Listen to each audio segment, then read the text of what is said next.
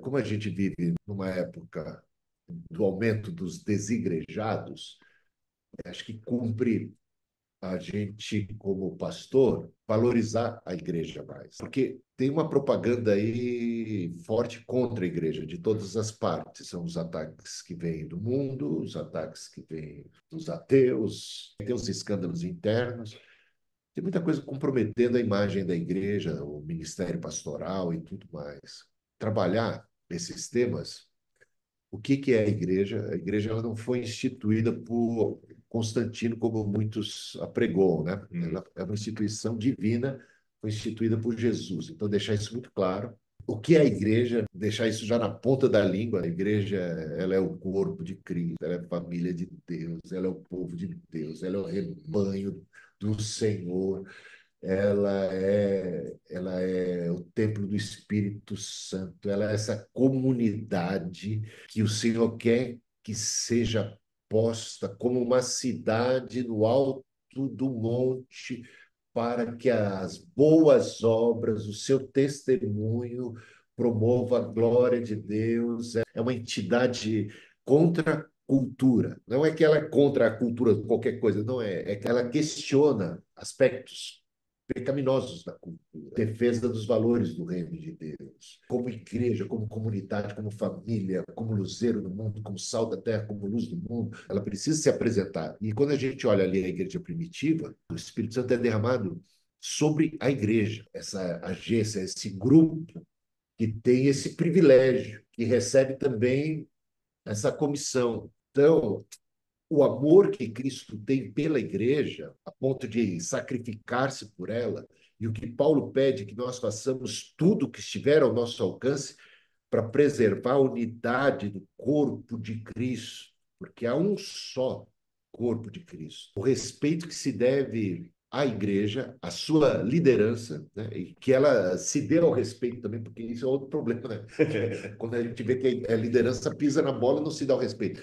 Perseveravam eles juntos, veja, cheios do Espírito Santo, eles estão juntos, eles estão unidos. Então, quem é cheio do Espírito Santo quer estar junto de quem é cheio do Espírito Santo, quer estar junto, sabe, sente o valor. Aliás, é maravilhosa a maneira como o Espírito Santo se derrama sobre a igreja e como ele distribui os dons de modo que nós nos encaixamos, né? Ou seja, Deus distribui os dons para que nós precisemos uns dos outros. É uma coisa assim, uma engrenagem. Então, é lá na unidade do povo de Deus que o Senhor ordena a vida e a bênção. E isso faz da igreja o melhor lugar, apesar de todas as dificuldades, apesar da gente ser realista a respeito das criancinhas em Cristo, daqueles que são carnais, do joio no meio do trigo e de tudo mais. Nosso papel é fazer com que essa igreja possa ser santificada, como Jesus pagou esse preço, morreu por ela, sacrificou-se por ela, para apresentá-la a Deus, igreja sem manchas, nem mácula, nem ruga. Essa é a nossa vocação também, como pastores desse rebanho que é de Deus, trabalhar pela santificação dele, trabalhar pela santificação desse rebanho, amar a igreja e nos doarmos por ela, priorizarmos o reino de Deus.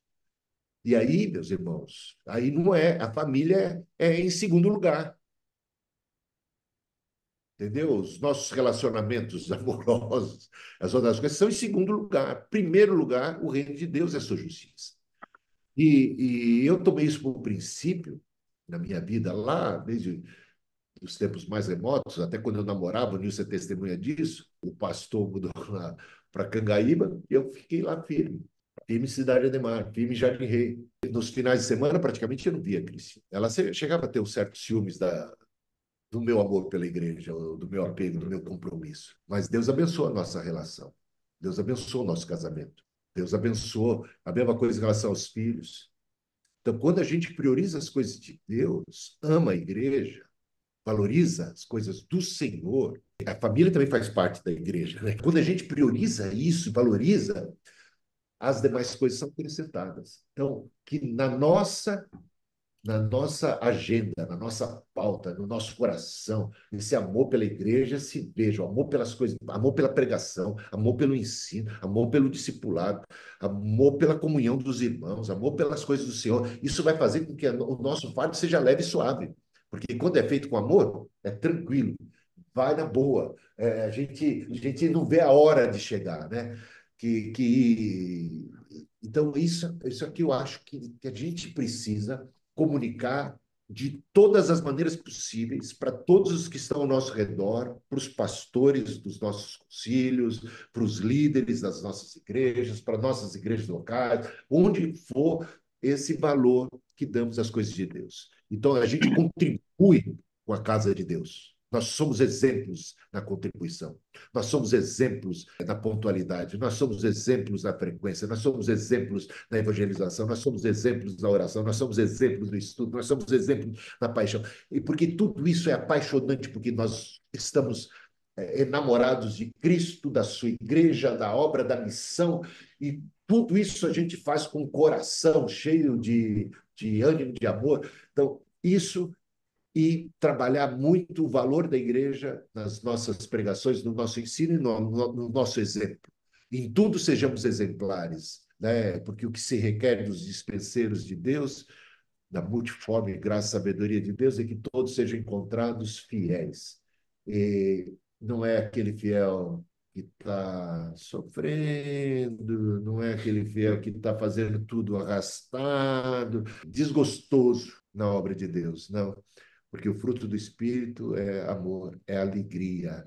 Então a gente vai cheio do Espírito Santo cumprir a nossa missão e isso ser contagiante, né? No sentido positivo da palavra, espalhar esse ardor, né? Como o John Wesley falava, eu quero me pôr em chamas para que quando eu subir ao púlpito as pessoas me vejam queimando, e é queimando de alegria, queimando de paixão, é um queimar cheio do espírito de alegria, de ousadia, de coragem, de confiança, porque Deus está conosco, porque Ele é o Senhor da obra, porque Ele vai à frente. É isso que eu acho que a gente precisa mais do que nunca, né? Que nossas comunidades, nossas igrejas, nossos pastores estejam tão apaixonados pela igreja, amando a igreja e transformando ela nesse ambiente acolhedor, nesse lugar de cura, de terapia, de bênção, de luz para os de fora. Porque tudo isso vai testemunhar para os de fora. Os de fora precisam ver como é bom ser cristão e que diferença faz o cristianismo e como as famílias dos cristãos elas têm diferencial, elas têm algo a comunicar, algo de diferente, algo encantador, né? Que o nosso cristianismo seja encantador, né? Que a nossa experiência com Cristo seja encantadora, né? Isso eu estou falando como denominação, estou falando como fazer com que isso seja, a nossa igreja possa brilhar onde ela estiver. Né? Pequena comunidade, onde ela for, ela vai brilhar. E em brilhando, o Senhor vai acrescentar dia a dia os que vão sendo salvos. E aí o crescimento se dá.